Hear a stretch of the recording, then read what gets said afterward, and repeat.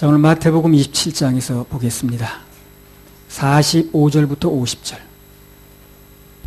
제6시로부터 온 땅에 어두움이 임하여 제9시까지 계속하더니 제9시 즈음에 예수께서 크게 소리질러 가라사대 엘리 엘리 라마 사박다니 하시니 이는 곧 나의 하나님 나의 하나님 어찌하여 나를 버리셨나이까 하는 뜻이라.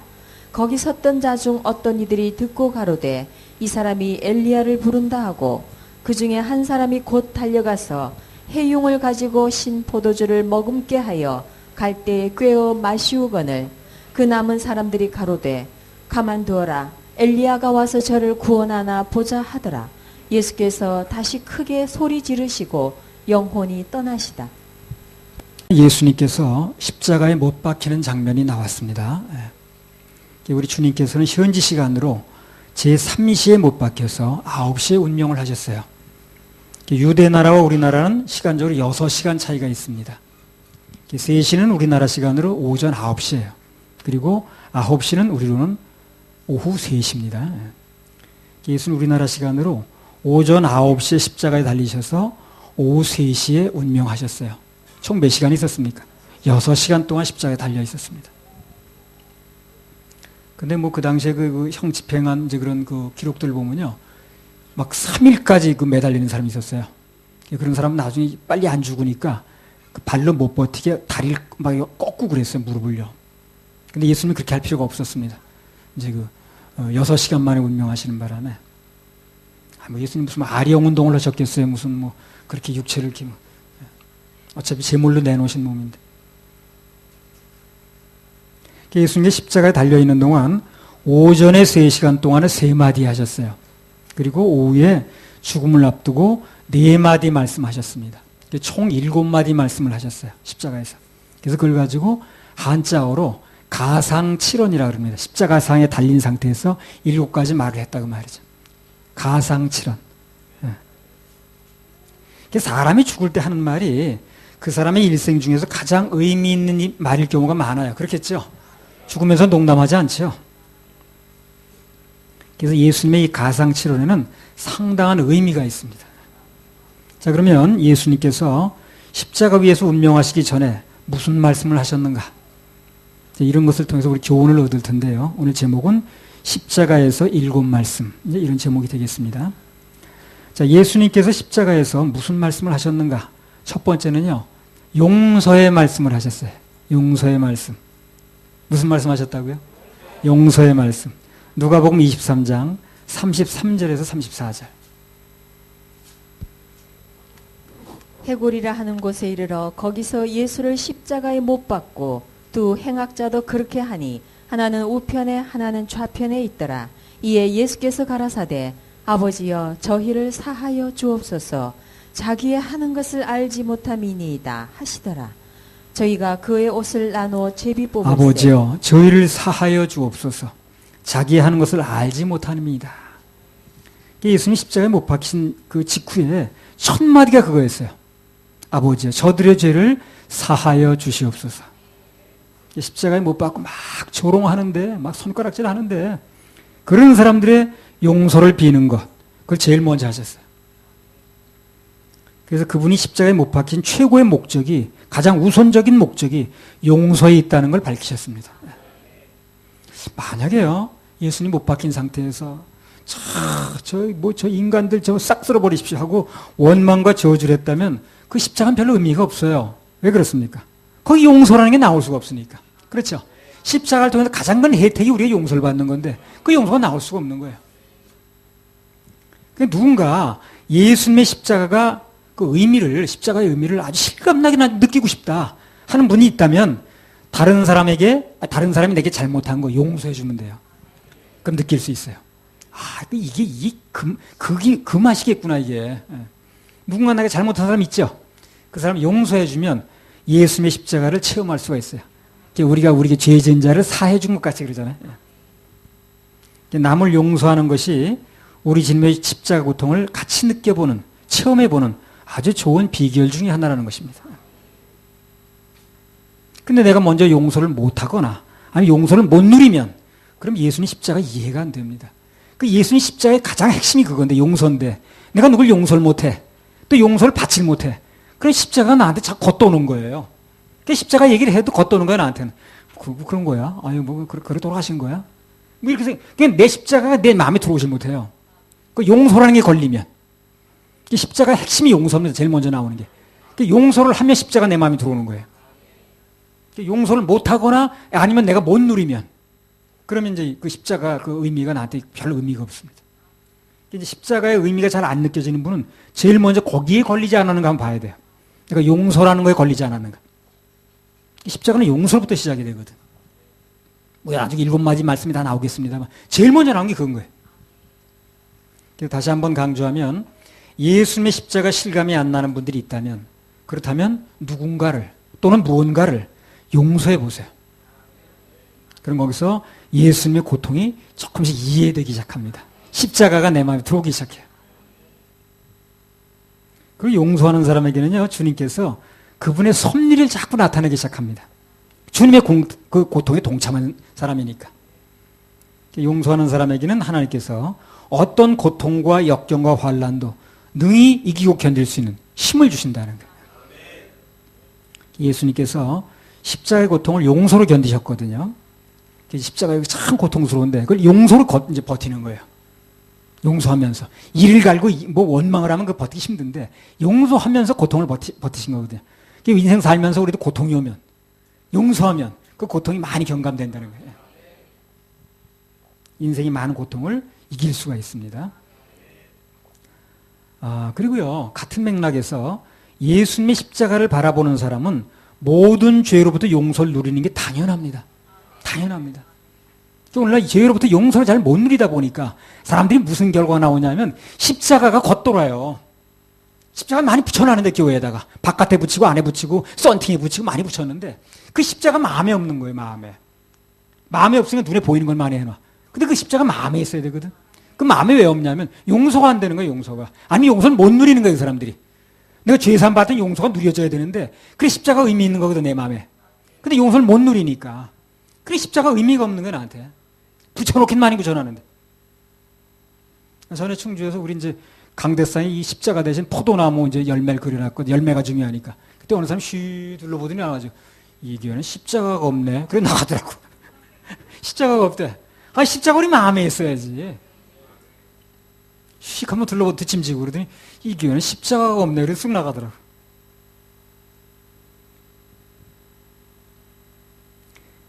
인간은 십자가 앞에서 용서를 못 누린다면 그것은 예수님의 십자가를 정면으로 거부하는 것입니다.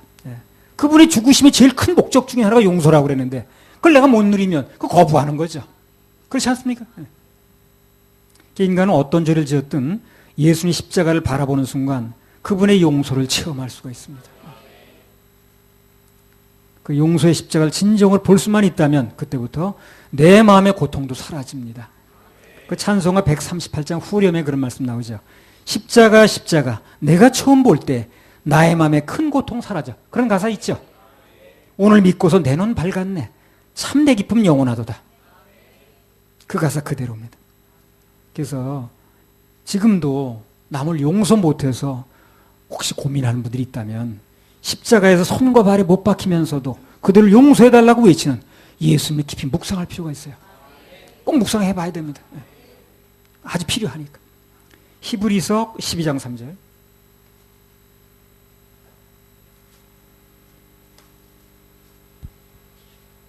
너희가 피곤하여 낙심치 않기 위하여 죄인들의 이같이 자기에게 거역한 일을 참으신 자를 생각하라. 예. 그래 어떤 때는 나도 살다 보면 참 용서하기 어려운 일들이 있거든.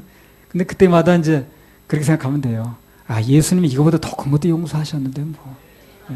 그럼 이길 힘이 와요.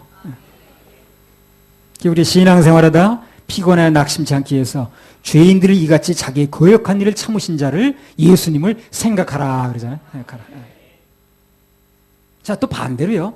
누군가 이제까지 지은 죄가 자꾸 생각이 나서 그리고 이 지은 죄 때문에 애가 타서 누려지지 않는 분들이 있거든요. 그러면 또 예수님께서 우리 지옥 갈 모든 죄를 용서하기 위해서 그 험한 십자가를 지셨다는 거. 그분이 왜 지셨냐는 거예요, 그거를. 당신 죄 때문에 진 게 아니잖아요. 그걸 묵상을 해봐야 됩니다. 아, 그분이 그래서 내 죄 때문에, 내 지옥 갈 죄 때문에 그분이 십자가를 지신 것이지. 그래서 그분은 우리의 죄를 해결하기 위해서 십자가에서 고통을 다 지불하셨다는데 정작 내 것을 못 누리면 안 되겠죠? 안 되겠죠. 그처럼 모순이 없는 겁니다. 우리는 예수님의 십자가 앞에 나올 때 마땅히 용서를 누려야 됩니다. 근데 오늘 보면 얼마나 많은 사람들이, 교인이라는 사람들이 십자가 앞에서 용서를 못 누리는지 몰라요. 모순에 빠져 있습니다. 예수님은 다 해결하셨다는데, 값을 지불하셨다는데, 다 이뤘다는데 나는 못 누리고 있네. 이게 참 문제입니다. 그래서 다 해결하셨다고 말씀을 하셨건만 아직도 많은 사람들이 그 죄를 뭐가 남아서 자기가 해결하려고 그런다는 거예요. 그 마음에 죄가 남아있는 거죠. 죄 있는 상태는 천국에 못 들어가는데 알곡이 되지 못하니까. 그래서 알곡이 돼야만 수장돼서, 그렇죠? 창고에 들여져서 초막절 행사에 들어간다고 그랬습니다. 지난번에 그 주중예배 때 말씀드렸잖아요. 예. 그 주중예배 가장 핵심이 그겁니다. 여러분들이 이제 뭐 깨달은 걸 다르게 얘기했는데 수장절과 초막절이 같이 연결되는 이유가 뭐냐는 거예요, 그게. 예. 왜 그렇다고 그랬습니까? 수장절은 알곡을 모아서 천국에 드리는 절기라고 그랬죠. 그래서 알곡, 즉 구원받은 사람만이 초막, 즉 천년왕국에 들어간다 그랬잖아요. 예. 잔치에 들어간다 그랬잖아요. 굉장히 중요합니다. 그런데 그것이 6월절을 거쳐야만 된다 그랬습니다. 그게 굉장히 중요한 얘기였어요. 그리고 우리 인생에서 자꾸 질문을 복잡하게 하지 말고, 이거 어떻게, 나는 이게 어렵습니다. 이게 안 풀립니다. 무슨 어쨌습니다. 그 질문인데 다. 그런 질문이 중요한 게 아니라 정답이 중요하다. 그 정답이 말씀 속에 있기 때문에 말씀을 귀담아 들으면 정답은 저절로 온다고 그랬습니다. 그게 지난주에 아주 굉장히 중요한 얘기였습니다. 주중예배. 요즘 주중예배에 참 중요한 얘기 많이 나오더라고요. 십자가 앞에서 용서 못 받을 죄는 아무것도 없습니다. 그래서 어떤 죄가 있더라도 십자가로 나오기만 하면 용서받고 거듭난 새 사람이 될 수가 있습니다.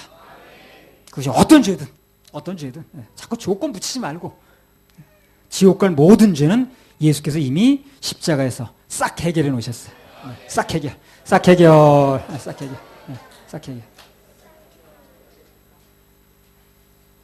뭘 싹 해결했다는데 그렇게 죄가 남아가지고 그 죄는 어떻고 저 죄는 어떻고, 왜 이렇게 남겨놓으려고 그러냐 그거.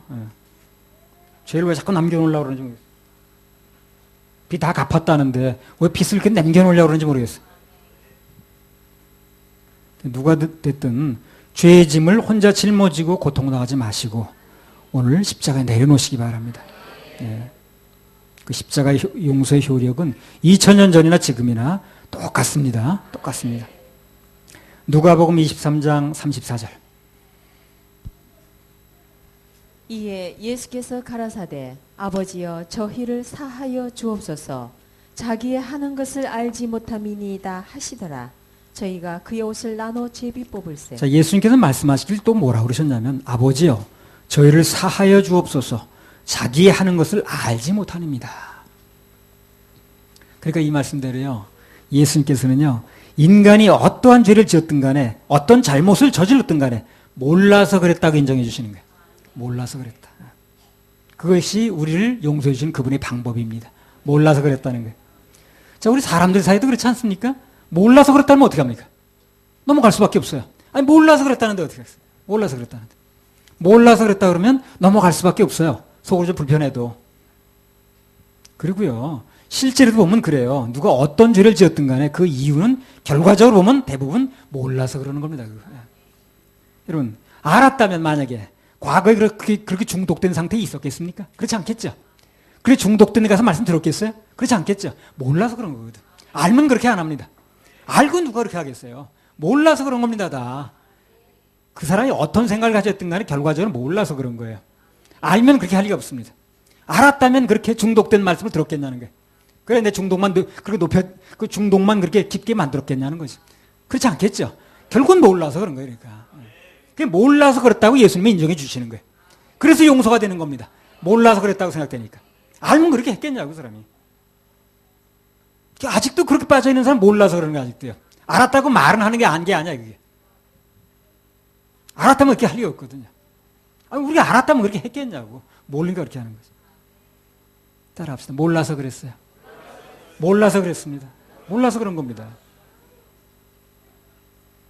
그래서 인간이 죄를 짓는 이유는 몰라서 그런다는 거. 그걸 예수님 너무 잘 아시는 거예요. 알면 그렇게 할 리가 없습니다.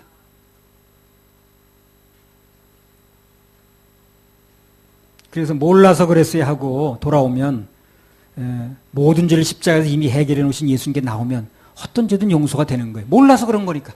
몰라서 그런 거니까. 그래서 혹시 누군가 일부러 죄를 지었다 할지라도 그것도 몰라서 그런 거예요, 사실상. 일부러 죄를 지었어도 그것도 몰라서 그런 겁니다. 그 죄의 결과가 어떻다는 걸 아주 그렇게 실감나게 느꼈다면 그럴 리가 없습니다. 아직 잘 모르는 거예요, 그것도. 그 아담과 하와 예를 들어보면요. 그 죄의 결과가 그렇게 엄청날 줄 알았으면, 그거 따먹은 죄가 그렇게 엄청날 줄 알았으면, 인류 대대로 내려올 줄 알았으면, 그거 입에 넣었어도 뱉어냈을 겁니다. 그렇죠? 그걸 모르는 거예요, 사실. 그렇게까지 모르는 거예요. 몰라서 그런 겁니다. 그게 그렇게 심각한 죄인 줄 알았으면, 입에다 넣어줬어도 뱉어지 싶지 않아, 넘기지 않습니다. 다시 한번 합니다. 몰라서 그랬어요. 몰라서 그렇다니까요. 몰라서 그런 거예요. 알면 그렇게 할 리가 없습니다. 어떤 사람이 좀 시켜서 전화를 해보니까, 아유, 나는 이 틀을 깨고 싶지 않아요. 그냥 살고 싶어 그러던데. 몰라서 그러는 겁니다, 그것도. 알면 그렇게 말할 리가 없어요. 알면 왜 이렇게 말하겠어요? 지옥의 고통을 알고, 그것이 지옥 가는 길이 어떤 길이고, 구원받는 게 어떤 길이 알면 그렇게 할 리가 없습니다. 아직 모르는 거예요. 모르니까 그렇게 하는 거예요. 모르는 분은 알 때까지 들어야 돼요. 들어야 됩니다. 그러니까 여기 좀 와달라고 얘기를 하는 거예요. 자꾸 중독만 되지 말고. 하나님께서는 그렇게 엄청난 죄를 범한 온 인류가 대대로 짊어져야 되는 그런 죄를 범했지만, 그런 아담과 하와에게 가죽옷을 지어서 입혀주셨어요. 수치를 가려주셨습니다. 왜? 몰라서 그런 거니까. 몰라서 그런 거니까. 몰라서 그렇다니까 넘어갈 수밖에 없는 거예요. 아무튼 그래서 누구든 이 십자가의 용서가 믿어질 때 그때 비로소 거듭날 수 있습니다. 용서가 믿어져야 돼요. 용서를 내가 체험을 해야 됩니다. 그러면 그 다음부터 용서가 안 된 사람들 구별이 되게 돼 있고 불쌍해지고, 용서도 못 누리고 있는 사람 얘기를 들을 수가 없는 거예요. 그냥 앉아 들을 수가 없어요. 그냥 그 듣는 게 이상한 거예요. 딱 구별이 돼서 보이는데 그걸 듣겠어요? 그거 앉아서. 내가 안 보이니까 듣는 겁니다. 그걸 보고는 그렇게 할 수는 없는 거예요. 그래서 누구든 간에 이 십자가의 용서가 믿어질 때 그때 비로소 거듭날 수가 있고, 그 십자가 이해됐을 때 그때 신앙생활도 제대로 되는 것입니다. 그래서 용서가 없는 십자가, 용서가 없는 복음은 있을 수가 없어요.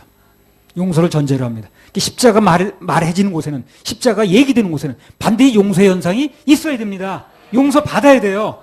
근데 용서가 이루어지지 않으니까, 아직도 용서가 깨끗하게 해결되지 않으니까 그 사람에게 십자가는 의미가 없는 거예요. 십자가를 달아놨어도, 십자가를 목걸이를 걸고 다녀도, 그럼 왜 걸고 다니는지는 형틀을.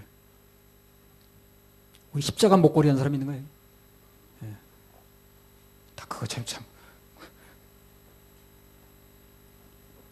보기 싫은 것도 없더라고요. 아니, 형틀을 왜 목걸이 달고 다녀? 그 액세서리를. 마음속에 십자가 없는데. 뭘 알고 보면 참 엉터리고 가당치 않은 게 한두 가지가 아니야. 그래서 우리는 예수님께서 십자가에서 하신 그 첫 말씀, 아버지여 저희를 사하여 주옵소서, 자기 하는 것을 알지 못합니다. 이 말씀을 깊이 묵상할 필요가 있습니다. 그래서 그 말씀이 내 마음속에서 이해가 되면, 그러면 나도 용서를 체험하고 또 누군가를 용서할 수 있습니다. 그래서 그 결과 내 마음에는 자유가 오게 돼 있고 십자가의 은혜를 실제로 누릴 수가 있습니다. 할렐루야. 하나님께 영광의 박수 올려드려요. 자, 우리 찬양 하나 올리고 하겠습니다. 그때 그 무리들이, 156장, 그때 그 무리들이 예수님 못 박았네. 모르고 그런 거 맞죠? 알고 그렇게 될 리 없습니다.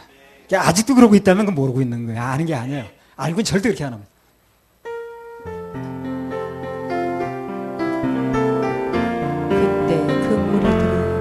그때 그 무리들이 예수님 못 박았네. 녹슨 세계의 그 못으로 망치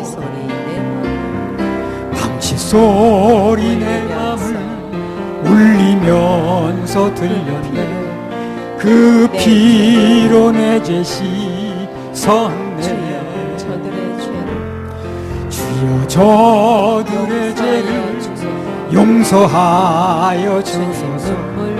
주님 눈물로 기도했네. 귀중한 그 보배 피 나를 위해 흘렸네. 그 피로 내 죄 씻었네. 피 없는 그 무리들 주의 옷 벗기 위해 주님 몸 깊이 찔렀네. 귀중한 그 보배 피 나를 위해 흘렸네. 그 피로 내 죄 씻었네. 두 손 들어 주여 나의 영혼을 받아주시옵소서. 그때 구원을 이루셨네. 마지막 피 한 방울 그 피에 흘렸네. 그 피로 내 죄 씻었네. 아멘.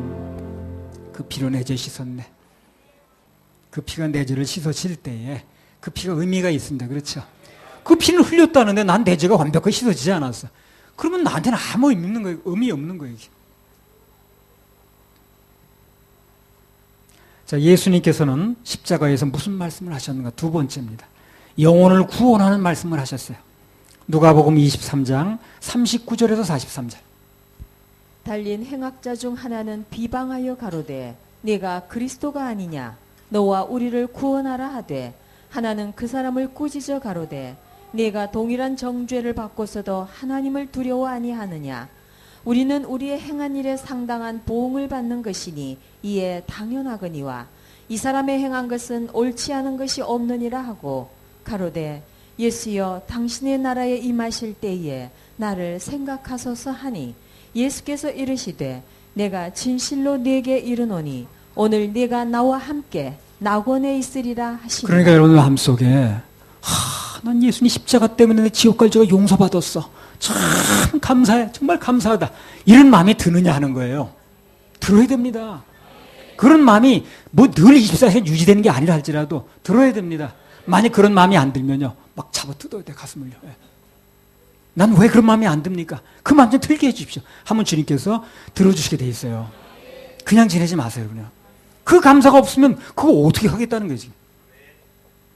아, 누가 그 전에 내가 얘기했잖아요. 동전 넣고 전화 걸 때 동전이 없어 전화 못 걸게 생긴 어떤 사람 동전 하나 주더라고 나한테. 그걸 고마운데 그래. 그래 전화 한 통화 건 게 그렇게 고마운데 내 영혼을 지옥에서 건져줬다니 그렇게 고맙지 않단 말이에요. 그거는 그 사람 지금 뭐 안 돼 있는 거예요 지금요. 그러니까 그거 그냥 정말 가슴을 쥐어떼야 됩니다. 다른 거 신경 쓸 여과가 없어요 그 사람은요. 그거 안 되는데 뭘 다른 거 신경 쓴다는 거예요. 그게 안 되는데. 다른 신경 쓸 게 뭐 있습니까 이 사람.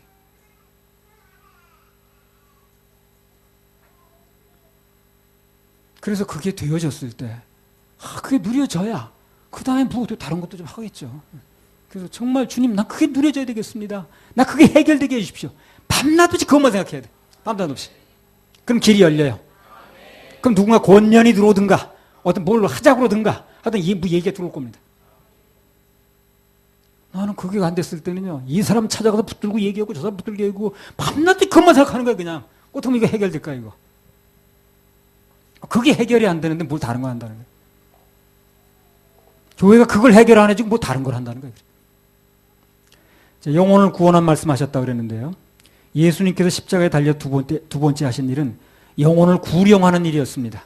자, 누가복음 23장 39절. 달린 행악자 중 하나는 비방하여 가로되 네가 그리스도가 아니냐 너와 우리를 구원하라 하되. 야, 여기 이제 십자가 위에서 두 강도가 하는 말을 들어보면 한 사람은 아주 원망에 가득 찬 목소리로 예수님 비방합니다. 네가 그리스도라고 그랬지. 너도 구원해. 너도 한번 내려와봐 그러면. 너 스스로나 구원해봐. 자, 그 입이 문제, 입이. 자, 입이 문제. 이건 입이란 말 쓰지 않고 이거는 그냥 다른 말을 써야 돼. 다른 항도는 또 어떻게 했습니까? 누가복음 23장 41절 42절. 그 중요한 순간에 그 입 놀리는 거 보세요. 입이 문제. 누가복음 23장 41절 42절. 우리는 우리의 행한 일에 상당한 보응을 받는 것이니 이에 당연하거니와 이 사람의 행한 것은 옳지 않은 것이 없느니라 하고 가로되 예수여 당신의 나라에 임하실 때에 나를 생각하소서. 우선 그는 자신의 죄를 인정했습니다. 그리고 예수님께 자기 영혼의 구원을 요청했어요. 나 죄인입니다. 나 좀 구원해 주세요. 어디서? 십자가에서. 뭐한 채로? 달린 채로. 그래서 그는 그날 예수님으로부터 구원의 확증을 받았습니다. 네가 오늘 나와 함께 낙원에 있다고 그랬으니까. 예수님 거짓말했겠어요? 늘 말씀을 드리다시피 구원은 인간의 선한 행위를 받는 게 아닙니다. 만약 구원이 그의 선한 행위에서 근거한다면 십자가에 달린 강도가 언제 내려와서 선한 일을 하겠어요? 언제 내려와서 좋은 일을 하겠습니까? 그렇죠? 이건 한두 번 얘기한 게 아닙니다.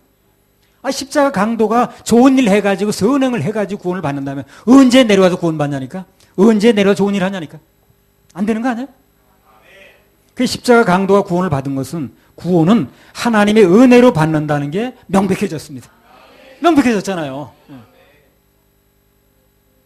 누구든 자신의 죄를 인정하고 그리고 예수님께 구원을 요청하면 그러면 지금도 누구나 구원을 받습니다. 누구나 구원 받아요. 다 열려 있습니다. 지금 못 받는 건 자기 탓이에요.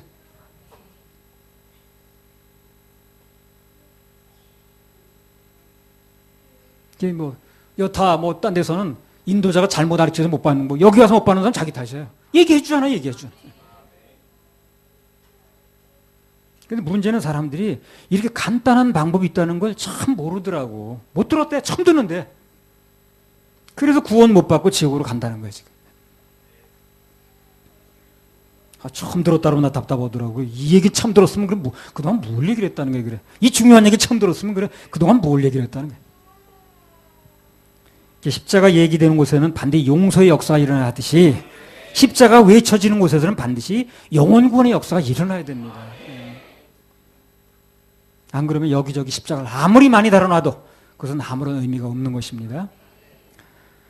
자, 예수님께서는 십자가에서 무슨 말씀하셨나? 세 번째, 효도의 말씀을 하셨어요. 요한복음 19장 26장 27절. 19장 26절 27절. 예수께서 그 모친과 사랑하시는 제자가 곁에 섰는 것을 보시고 그 모친께 말씀하시되 여자여 보소서 아들이니이다 하시고 또 그 제자에게 이르시되 보라 내 어머니라 하신대 그때부터 그 제자가 자기 집에 모시니라. 그러니까 내 마음속에 나 정말 지옥 갈 죄로부터 예수님이 나를 내 죄를 용서하셨다. 참 감사하다. 이 마음이 한 번에 들었는가 꼭 자문해 보셔야 됩니다. 반드시 들게 돼 있어요. 복잡하게 생각하지 마시고 난 그 마음이 드는 사람인가 지금 내 마음에. 그거 꼭 생각해 봐야 됩니다. 딱 여러 가지 이론 자꾸 얘기하지 말고요. 이론으로 구원받는 게 아니니까. 내 마음속에 그 마음이 있는가. 자, 우리가 이미 잘 알다시피 예수님이 붙잡히던 그날 밤에 제자들은 다 도망갔습니다. 근데 오늘 보면 예수님이 십자가에 못 박히신 그 현장에 요한이 돌아왔어요. 요한이 돌아왔습니다. 돌아오면 일이 맡겨집니다. 돌아오면 돼. 돌아오면 일이 맡겨져요. 무슨 일이 맡겨졌는가 이제 얘기할 거예요, 이제. 돌아오면 일이 맡겨집니다. 돌아오면 돼요. 거기에는 예수님 모친 마리아도 있었습니다. 자, 요한복음 19장 26절. 또 예수께서 그 모친과 사랑하시는 제자가 곁에 섰는 것을 보시고 그 모친께 말씀하시되 여자여 보소서 아들이니이다 하시고. 예수님께서 그 마리아라 하여금 요한을 아들 삼게 해주셨어요. 자, 나는 이제 하늘나라로 가니까요. 여기 요한 이 청년이 쓸만하니까 이 청년이 저 박범대 형제 같은 청년이니까 저 아들 삼으라고 말해요. 그 다음에 27절. 또 그 제자에게 이르시되 보라 내 어머니라 하신대 그때부터 그 제자가 자기 집에 모시니라. 또 이거면 사랑하는 제자 요한을 보고 네 어머니야 어머니. 제자를 가리키면서 어머니야. 어머니를 모시라 그 말이죠. 요한을 아들로 맺어주시면서 끝까지 효도를 하셨습니다. 돌아온 요한에게 일거리가 생겼어요. 돌아오면 일거리 생긴다니까. 그래서 이걸 영적으로 좀 확대 해석하면 진정한 효도는 십자가에서 한다는 거예요. 오늘 많은 사람들이 효도를 십자가 밖에서 합니다. 지금 죽으면, 부모가 죽으면 지옥 가는데 무슨 효도냐는 거예요, 그게. 십자가 밖에서 하는 효도는 진정한 효도가 아닙니다. 진정한 효도는 먼저 육신의 부모로 하여금 십자가에 달린 예수를 만나게 하는 거예요. 그래서 그 부모로 하여금 십자가를 먼저 경험하게 하고 용서를 체험하게 해드려야 됩니다. 그게 가장 큰 효도예요. 그 다음엔 육신의 효도도 말할 수 있겠죠. 그래서 누군가 지금 안 믿는 부모 친척이 있으면 그들로 하여금 십자가 은혜를 체험하게 하고 그리고 그 다음에 예수님으로 하여금 그들의 보호자가 되도록 연결해 주면 됩니다. 연결해 주면 돼. 십자가 연결이 되잖아요. 이렇게. 연결되죠. 그게 효도입니다. 그래서 내가 그걸 실질이 지금 안 이루어져도 그 마음을 알고 있는 것과 아닌 것 차이가 많아요. 그래서 언제든지 무슨 대화를 나눠도 목적은 거기 있어야 됩니다. 이게 진정한 효도니까요. 자, 예수님께서 십자가에서 무슨 말씀을 하셨는가? 네 번째, 하나님과의 분리를 탄식하는 말씀을 하셨어요. 마태복음 27장 46절. 제9시 즈음에 예수께서 크게 소리질러 가라사대 엘리 엘리 라마 사박다니 하시니 이는 곧 나의 하나님 어찌하여 나를 버리셨나이까 하는 뜻이라. 자, 예수님께서 십자가에 달린 시간을 1부, 2부로 나눈다면 1부는 오전 9시부터 정오까지라고 그랬어요. 근데 그때까지는요, 예수님은 상당히 고통 중에 계셨긴 했지만 비교적 평온하게 시간을 보내셨습니다. 오전 중에는 당신을 십자가에 못 박는 사람들에 대한 용서의 기도도 하시고 영혼 구령도 하시고 또 마리아의 장례 문제도 또 걱정해 주시고 그렇게 이제 시간을 보내셨어요. 근데 난 12시가 딱 되면서부터 진짜 고통이 오는 거예요, 예수님께. 진짜 고통이 오는 거예요. 27장 45절 마태복음. 제6시로부터 온 땅에 어두움이 임하여 제9시까지 계속하더니. 이게 왜 그러냐면요, 12시가 지나면서부터 온 인류의 죄가, 그 죄 중에는 내 죄. 한번 내 죄. 가슴을 한번 쳐보세요. 내 죄.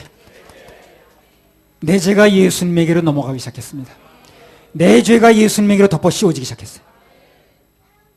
그러니까 창세 후에 한 번도 그런 일이 없었는데 처음으로 하나님 자신의 분리 현상이 일어났어요. 하나님 한 분이죠. 한 분인데 이 분리 현상이 일어나는 거예요. 한 번도 그런 일이 없었습니다. 이후도 그런 일은 없습니다. 근데 죄 때문에 딱 한 번 그런 일이 벌어지는 거예요. 하나님께서 삼위지만 언제나 일체거든요. 삼위일체라고 그러잖아요. 한 번도 분리된 적이 없어요. 그런데 오늘 십자가에서 단 한 번 죄 없으신 거룩한 하나님과 죄를 뒤집어 쓴 하나님으로 분리 현상이 일어나는 거예요. 이건 아주 굉장히 특이한 일이 벌어지는 거예요. 한 번도 그런 일이 경험해 본 적이 없는 거예요. 편의상 우리가 이해하기 쉽게 죄 없으신 하나님을 성부 하나님, 그리고 인류의 죄를 뒤집어 쓴 예수님을 성자 하나님, 그렇게 부르는 거예요. 편의상. 하나님 두 분이라는 분이 아니고 그런 얘기가 아니고 편의상 그렇게 부르는 거예요. 잠깐 동안 죄를 뒤집어 쓴 하나님을 성자 하나님, 그리고 그 하늘에 계신 하나님을 성부 하나님께 잠깐 이제 분리하는 것뿐입니다. 원래 한 분이시지만 특별히 죄를 뒤집어 쓴 예수님을 말할 때 구별을 하는 거예요. 삼위일체는 영원한 신비니까 뭐 그 정도 아시면 됩니다. 그래서 낮 12시부터 성부 하나님께서 모든 인류의 죄를 뒤집어 쓴 성자 하나님 예수님에게서 얼굴을 돌리기 시작하는 거예요. 우리 살다가 너무 끔찍한 걸 보게 되면 목불린견이라고 그러죠. 볼 수 없다고 말해요. 그죠? 그래서 얼굴을 돌리지 않습니까? 너무 끔찍한 거 보면. 그 시간이 바로 그 시간이에요. 그 죄를 뒤집어 쓴 그 예수님, 온 인류의 죄를 뒤집어 쓴 죄덩어리 예수님 볼 때 돌리시는 거 얼굴이요. 분리 현상이 일어나는 거예요. 이걸 참 못 견뎌하는 거예요. 한 번도 그런 적이 없으니까. 그래서 매 맞는 것도 그냥 무슨 뭐 침을 뱉는 것도 뭐 그냥 무슨 뭐 못을 박히는 것도 다 그 견뎠어요. 예수님이요. 근데 이 분리 현상을 못 견뎌하는 거예요. 그러니까 우리 죄라는 게요, 그렇게 많은 대가를 지불하는 겁니다. 여러분의 죄가, 내 죄가 그렇게 많은 대가를 지불하게 하는 거예요. 공짜가 아니라고 그러죠. 공짜가. 이 십자가 공짜가 아닙니다. 그러니까 하나님 분리할 정도로, 분리 현상을 일으킬 정도로 그렇게 엄청난 지금 대가가 지불되는 거예요, 이게요. 근데 그거에 대한 감사가 없다는 게, 그거는 말이 아니지. 속지 마세요, 여러분요. 이게 까딱 속습니다. 나 다 들었으니까, 다 코스를 거쳤으니까, 다 뭐 설문지에 답 썼으니까. 그렇게 생각하지 마세요, 여러분요. 그거는 이론이지 생명이 아니에요. 근데 지금 속죄하는 방법을 얘기하는 거예요, 지금요. 한 번이라도 내가 누려진 적이 있는가? 나 정말 십자가 죄 용서받은 거에 대한 감사가 있는가? 이게 있어야 됩니다. 그래서 저는 다 이론인 거예요. 다른 교회보다 이론이 좀 밝을 뿐이에요, 여기가 그러면. 그 사람에게는. 다른 교회도 그 이론마저도 얘기 안 하는데 여기는 이론을 들렸으니까 이론에 좀 밝을 뿐이지 여러분 그 이루어진 게 아닙니다. 그렇게 그냥 여기만 하면 다 이루어졌다 그러면 나 얼마나 좋겠어요. 성부 하나님께서는 온 인류의 죄를 뒤집어 쓰신 예수님에게서 3시간 동안 얼굴을 돌리신 거예요. 그러니까 단 3초도, 단 1분도 그게 어려운 거예요, 예수님은요. 분리라는 게. 우리는 하나님하고 그냥 하나님 생각 안 하고 며칠 지나도 상관없죠. 근데 예수님은 그렇지 않아요. 방금 말씀드린 대로 하나님과 하나님 사이에 분리 현상이 일어났습니다. 창세 이후로 전부 흉한 사건이라. 앞으로도 그런 일은 없습니다. 그때가 가장 고통스러운 순간이라 예수님께. 한 번도 겪어보지 못한 특이한 일이 벌어진 거예요.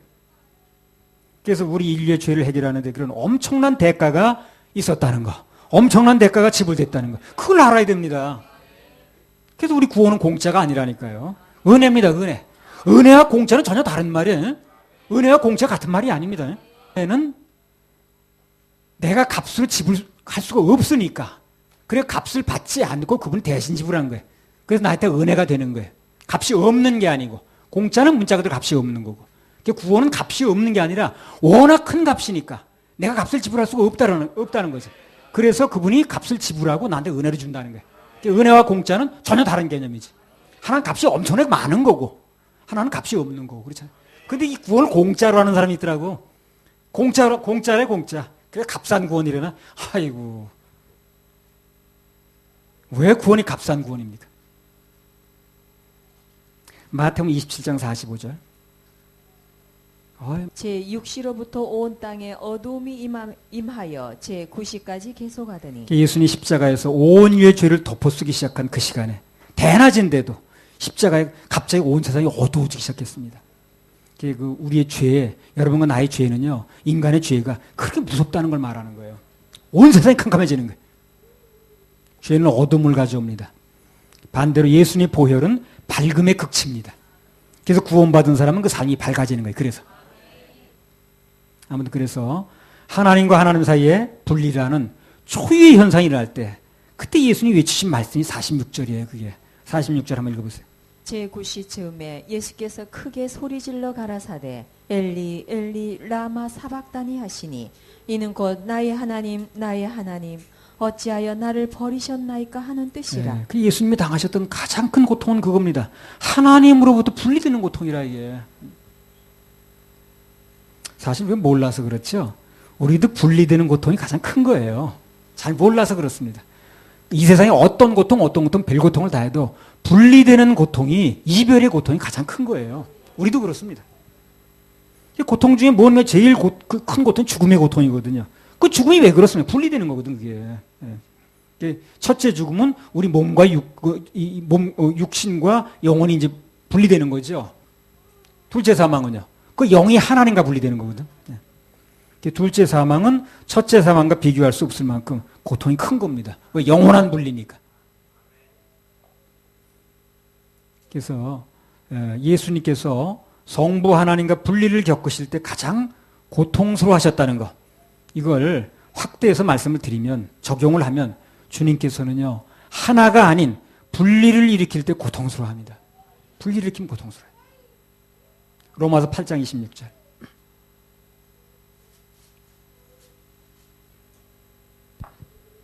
이와 같이 성령도 우리 연약함을 도우시나니 우리가 마땅히 빌 바를 알지 못하나 오직 성령이 말할 수 없는 탄식으로 우리를 위하여 친히 간구하시느니라. 네, 우리 이제 성령께서 왜 말할 수 없는 탄식을 하시는가?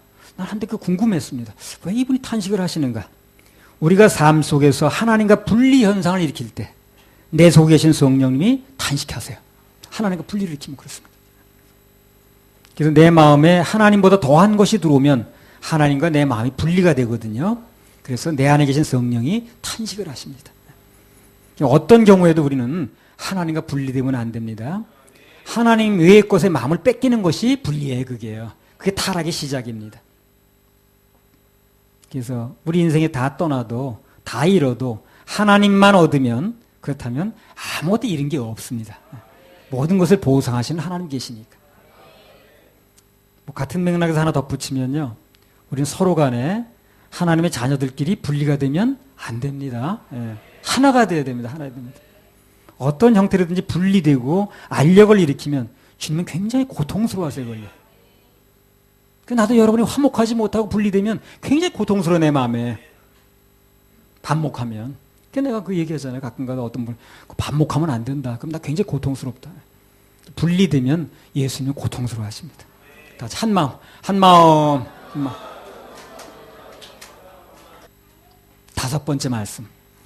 지옥의 고통을 대신 겪는 말씀을 하셨어요. 이게 무슨 얘기인가 또 이야기하겠습니다. 요한복음 19장 28절. 이후에 예수께서 모든 일이 이미 이룬 줄 아시고 성경으로 응하게 하려 하사 가라사대 내가 목마르다 하시니. 자, 예수님 목마르다 그러셨어요. 그건 피를 많이 흘려서 목이 마른 물론 이유도 있을 겁니다. 훨씬 더 큰 이유가 있어요.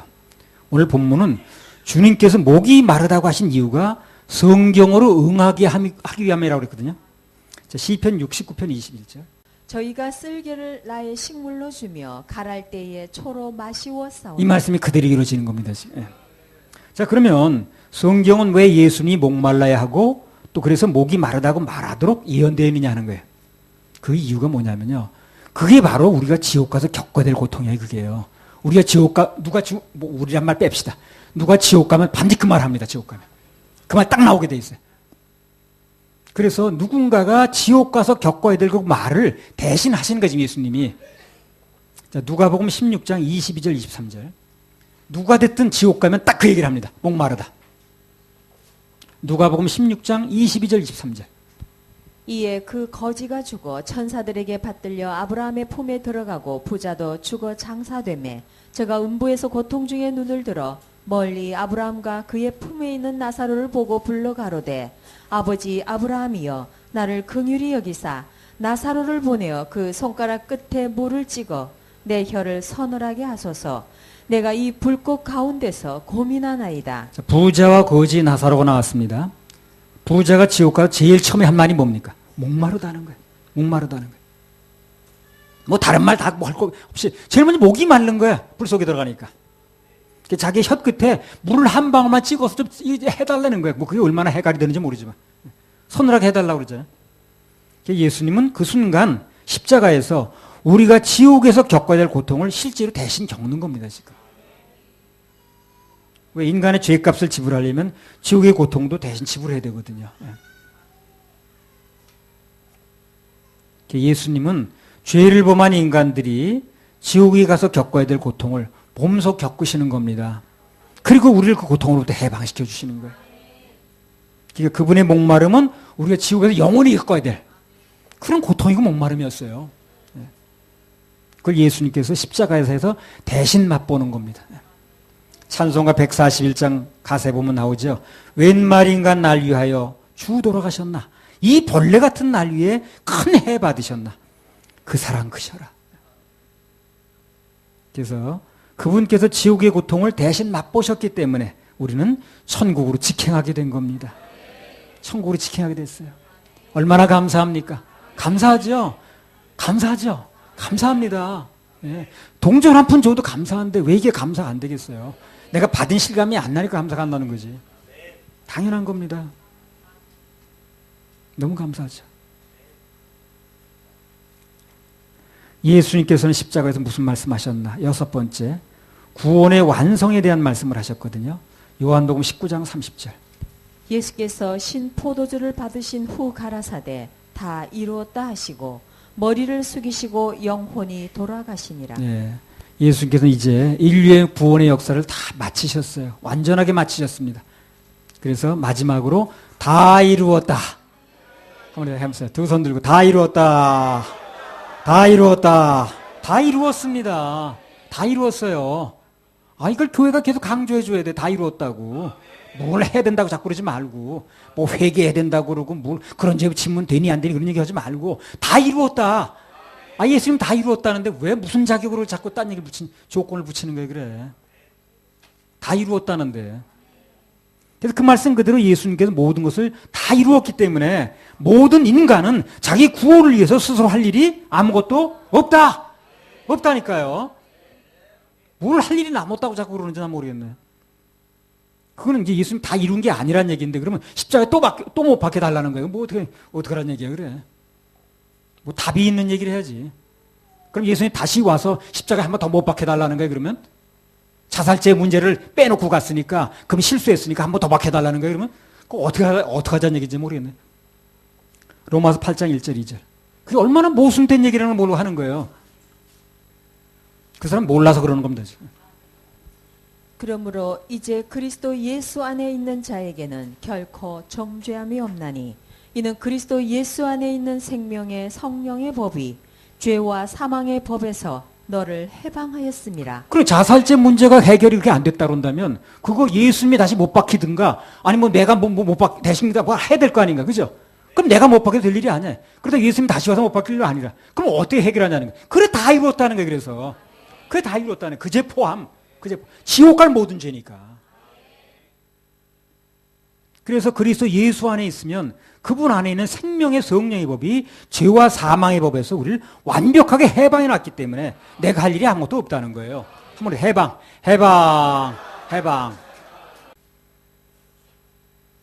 구원을 위해서 인간이 할 일, 우리가 할 일은 더 이상 없다니까요. 인간의 구원을 위해서 아직도 할 게 자기가 뭐가 남았다고 그런다면 그건 정답이 아닙니다. 그렇게 믿으면 끝이 달라요. 끝이 다른 게 뭐라고 말씀드렸잖아요. 끝이 다릅니다. 예수님께서는 십자가에서 우리 지옥 갈 모든 죄를 용서하시고 우리가 당해야 될 지옥의 고통까지 전부 지불하셨습니다. 전부 지불하셨습니다. 그래서 우리 이제 그 사실을 믿고 받아들이기만 하면 영원 삶을 얻는 거예요. 해방되는 겁니다. 자유를 얻는 거예요. 해방 자유. 울어도 못하고 힘써도 못하고 참아도 못하지만 그러나 믿으면 길이 있는 것입니다. 찬송가 443장이죠. 믿으면 하겠네. 주 예수만 믿어서 그 은혜를 힘입고 오직 죽게 나가면 영원 삶을 얻네. 나를 구원하시리 예수밖에 없네. 그 말이 그 말이다.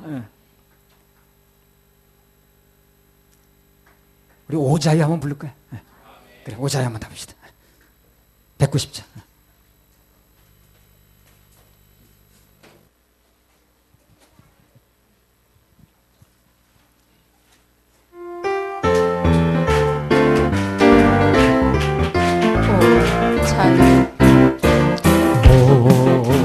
자유.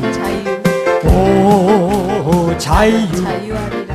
난 자유하리라. 비록 얽매였으나 나는 이제 돌아가리. 자유 주시는 내 주님께. 슬픔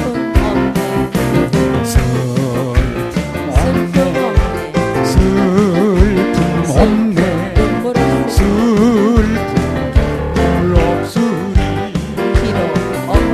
비록 얽매였으나 나는 이제 돌아가. 구원 주시는 내 주님께 노래하리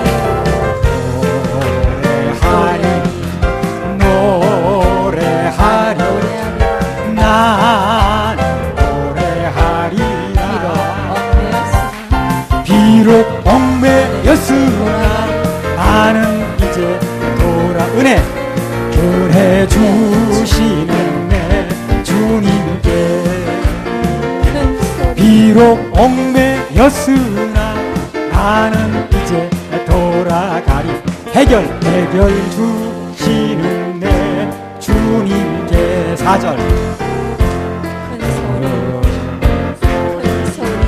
큰 소리 난 크게 외치리라. 비록 얽매였으나 나는 이제 돌아가리. 자유 주시는 내 주님께. 자유 주시는, 은혜 주시는, 회복 주시는, 구원 주시는, 해결 주시는 하나님께 박수 올려드립니다.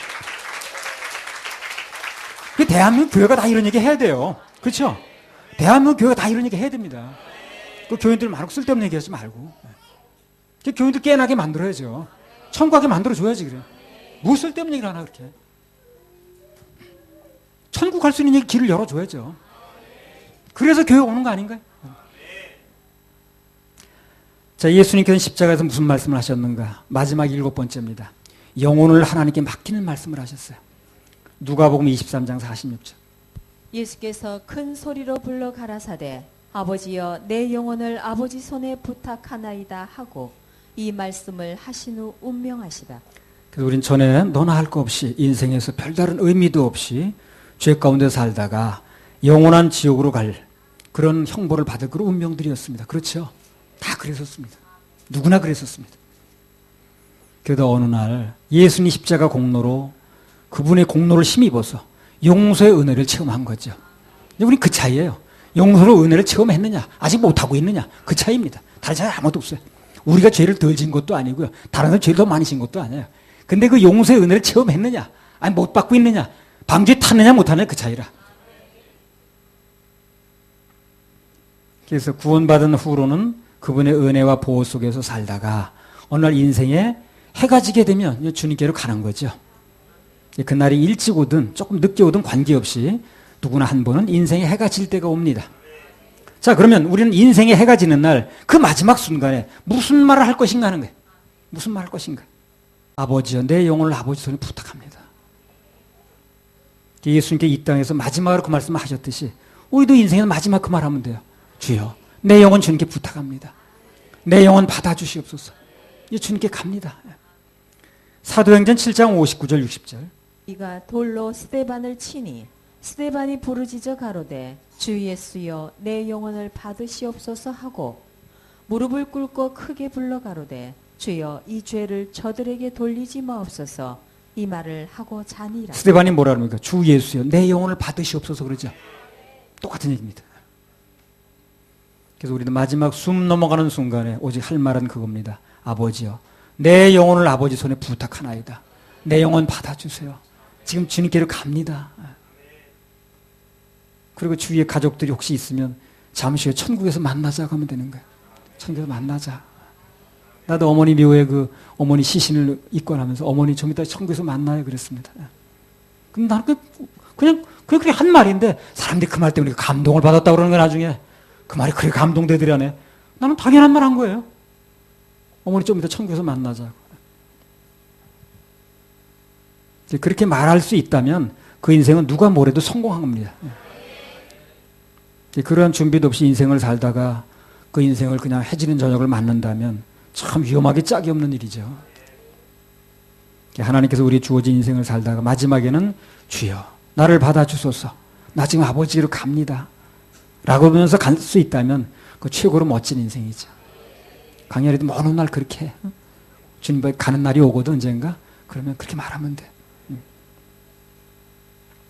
이 땅의 모든 건 마지막 날 될 때 주여 나를 받아주소서. 주의 얼굴 대할 때 귀한 상급 주시고 멸관을 쓰게 하소서.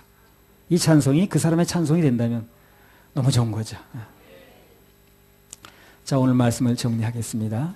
십자가 위에서 7말씀, 그리고 이 십자가 위에서 구령의 말씀, 누굴 용서하는 삶에 대한 말씀, 죽을 때 뭐하고 죽는 얘기까지 다 하는 거예요, 예수님이요. 굉장한 얘기를 하는 겁니다, 7.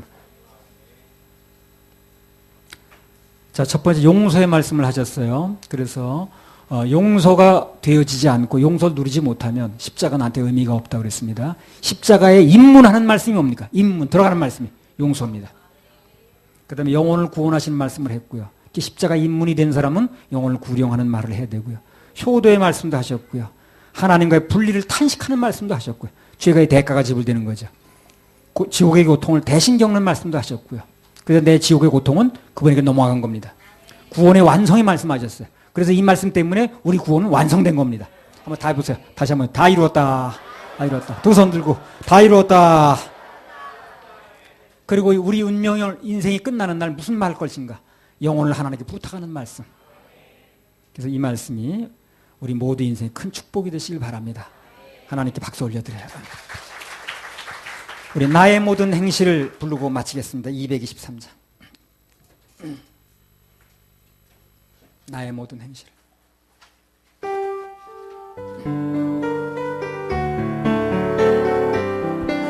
나의 모든 행실 기억하시고 주여 기억하시고 바른 길로 인도하소서. 기쁠 때나 슬플 때 나와 동행하시고 밤낮으로 인도하소서. 내 모든 형편을 다 기억하시고 늘 나와 동행하옵소서. 나의 생명 주 앞에 남김없이 주여 나를 지켜주소서. 나의 모든 실수를 주여 용서하시고 바른 길로 인도하소서. 주의 크신 사랑과 하늘나라 영광을 나도 전파하게 하소서. 내 모든 형편을 다 기억하시고 늘 나와 동행하옵소서. 나의 생명 주 앞에 남김없이 드리니 주여 나를 지켜주소서. 오른손 들고요. 이 땅 위에 오는 마지막 날 될 때에 주여 나를 받아주소서. 주의 얼굴 대할 때 귀한 상급 주시고 면류관을 쓰게 하소서. 가슴에 손을 내 모든 형편을 다 기억하시고 늘 나와 동행하옵소서. 나의 생명 주 앞에 남김없이 드리니 주여 나를 지켜주소서.